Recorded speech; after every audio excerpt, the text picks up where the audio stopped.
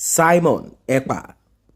For those who do not know who he said he's Nnamdi Kanu's disciple. But from the allegation that has been put out there on him, they said he's just trying to unseat Nnamdi Kanu, that he quickly jumped in when he realized that Nnamdi Kanu has been kept in DSS custody when Nnamdi Kanu was arrested, extraordinary rendition. He quickly jumped on this, that he has been waiting, hoping to quickly grab what he didn't work for.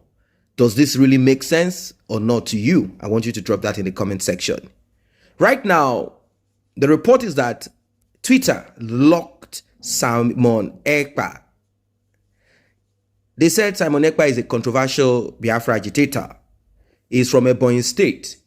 And right now, they said he is the one who is instigating, influencing certain groups of lawless people in the southeast of Nigeria who murdered a pregnant woman because of their sit-at-home order.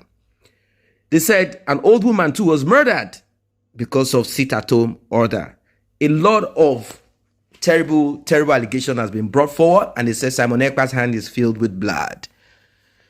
Simon Ekpa repeatedly, like Nnamdi Kanu, will say, freedom does not come easy.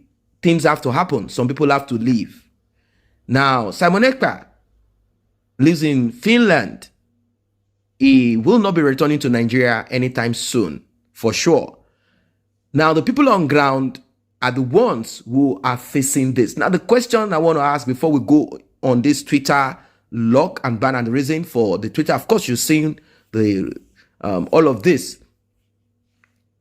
Is it at home going to stop the regime of Buhari, or is it going to disturb a Southeastern politician or business person?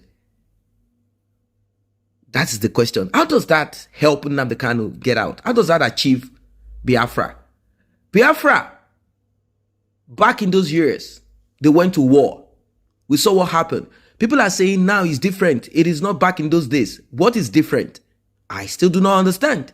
They say we'll ship in weapons. Of course, we know that there are gun runners who will bring in weapons. Yes, weapons will be amassed, but how does that, war, the second war, who is going to be on ground? How is that going to bring in Nnamdi Kanu out? How is that going to achieve Biafra?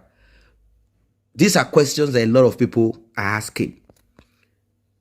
Now, Simon Ekpa, according to what we know, has over 60,000 followers. And several people petitioned Twitter against Simon Ekpa. They said Simon Ekpa is using his platform to instigate this violence in the southeast of Nigeria, this 5-day sit-at-home violence, and that a lot of people have died. Ekpa, who described himself as a disciple of the now detained Ipob leader Nnamdi Kanu, is widely perceived as toxic. He says Simon Ekpa is toxic and the mastermind of the nefarious activities of the so-called unknown gunmen in the southeast of Nigeria. Well, the federal government of Nigeria right now, they've not started acting, but individuals are acting. And according to Simon Ekpa, when I listened to his broadcast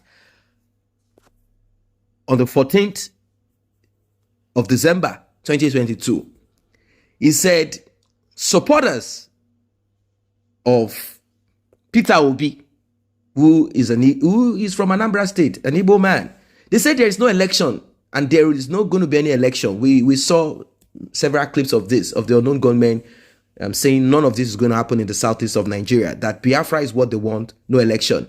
Now, according to Simon Ekpa, and of course, it is something that is clear for everyone to know, every time you vote, you are revalidating Nigeria. So you can't come to start talking about Nigeria has expired. Every time you vote, you are saying we are together, we want to be together. That's what it is. He repeated this. And also, he talked about followers of Peter Obi being behind all of this, trying to report him to Finland government, Twitter, and all of that. He said these are people people that have been paid or sponsored, people who want to keep Peter Obi. They said that Peter Obi will never be president. They know that Peter Obi will not be president. But Peter Obi is simply there as a pawn just to suppress and to make people believe that the Southeasterners, Igbos, are also together in this. That is why Peter Obi has been put there. These are his words. Twitter locked him out.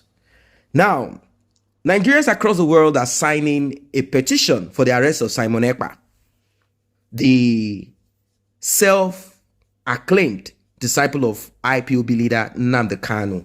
He said that he is a disciple of Nnamdi Kanu.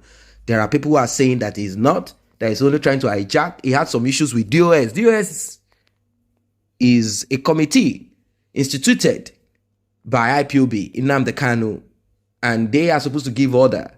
In fact, Nnamdi Kanu's lawyer sued Simon Ekpa and others. And that one, according to Simon Ekpa, is void because the court has no jurisdiction in Finland, the Nigerian court, where they are suing him. He said they do not, that if you want, go to ECOWAS, go to the World Court, go to the, say, get a lawyer in Finland, do something. They said Ekpa was behind the December 9 to 14 sit-at-home order, which led to violence by the enforcers in the Southeast.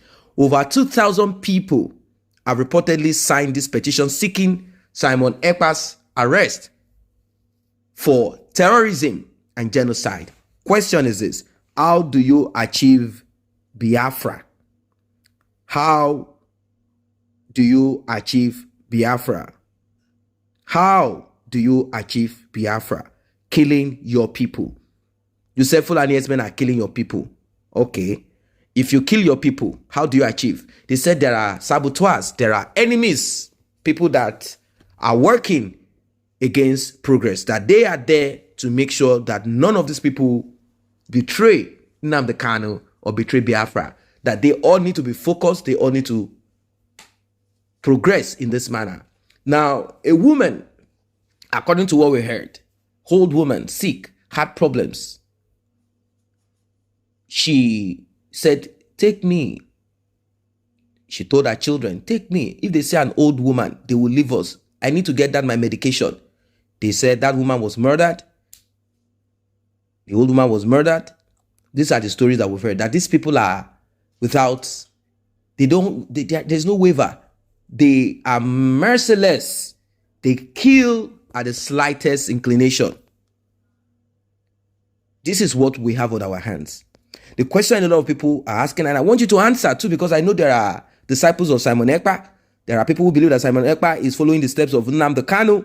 Nnamdi Kanu also is known to be very hard when he speaks. I don't want to use the word harsh because when you look at the situation on ground, these criminals in government will never live without something hard on them. But how do you achieve Biafra or your nation, Igbo nation or Biafra nation or any of this? How do you achieve it? Killing your people. That is the question. Are you killing those? According to them, they are killing those who are disobedient, saboteurs, people who do not want to listen. How does that put food on the table of someone who does not have social assistance from government, whose daily feeding comes from going to the market, in and out? If they say sit at home means you cannot go to your farm. Sit at home is sit at home. Stay in your house, hungry or not. This is deep. This is deep. What are your thoughts as regards this?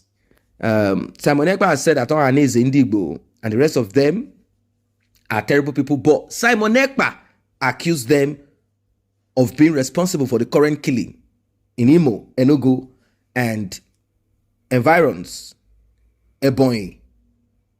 They said Simon Ekpa is responsible. Simon Ekpa is saying Orane is Indigbo is responsible. Now, the question is this: who called for sit-at-home? One, why are there enforcers with guns, ammunition? 3,